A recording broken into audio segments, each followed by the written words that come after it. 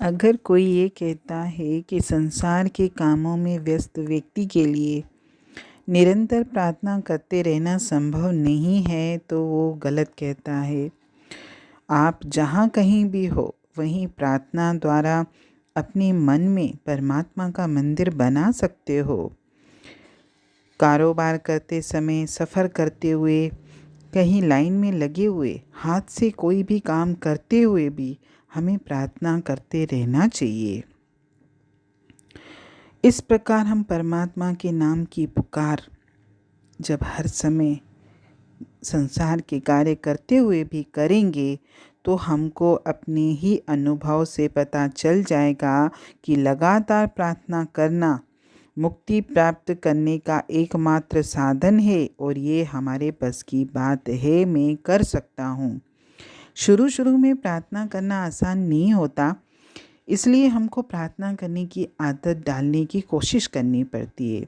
लेकिन लगातार कोशिश करने से धीरे धीरे हम प्रार्थना करने के इतने अभ्यासी हो जाते हैं कि बिना प्रयास किए ही हमारा ये कार्य चलता रहता है।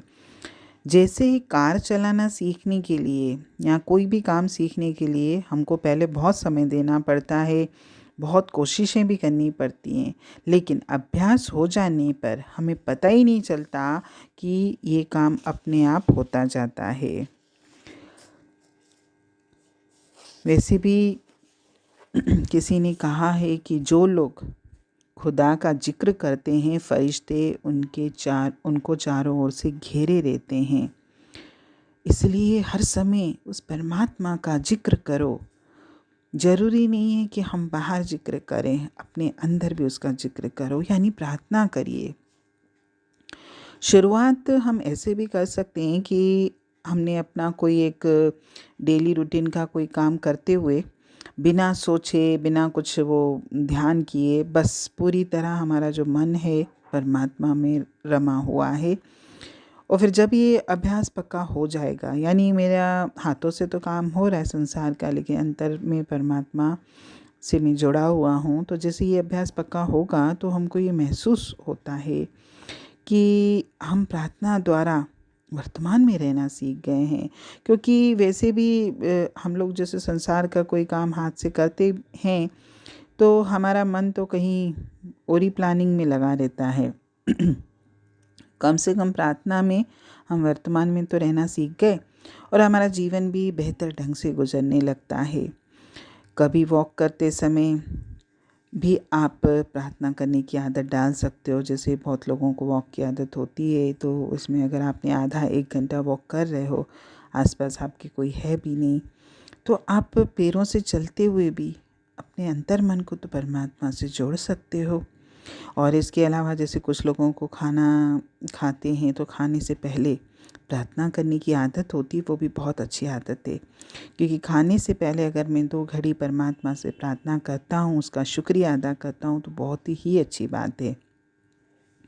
और कभी भी प्रार्थना करने के लिए आंखें बंद करना ज़रूरी नहीं है, क्योंकि परमार्थ के प्रति मेरी रुचि है, इसका दिखावा करने की कोई ज़रूरत नहीं है। क्योंकि अगर हम आंखें बंद करके प्रार्थना करते हैं तो इसे लगता है कि सामने वाला मुझे देख के बोलेगा कि ये तो बहुत ईश्वर से जुड़ा हुआ है। कोई ज़रूरी नहीं है। अगर आपकी आंखें खुली भी हैं लेकिन आपका अंतर्मन परमात्मा से जुड़ा है तो बहुत अच्छी बात है। अगर हम कहीं लाइन में खड़े हैं, बहुत लंबी लाइन है और हम पीछे खड़े हैं, इंतज़ार कर रहे हैं, तो आप इंतज़ार करते हुए भी इधर उधर की बातें मत सोचिए, उस परमात्मा के प्रार्थना में लगे रहिए। कोई भी काम करते हुए हम पल दो पल के लिए सही प्रार्थना तो कर सकते हैं। खाना बनाते हुए, घर के और काम करते हुए, जो भी काम हमारे जीवन के हैं वो हाथों से करते हुए भी हम पर प्रार्थना में मग्न होने के अवसर हमको बहुत सारे मिल जाते हैं।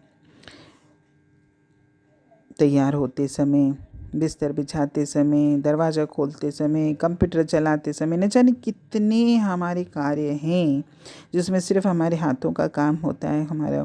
हमारा मन तो परमात्मा में आसानी से रम सकता है।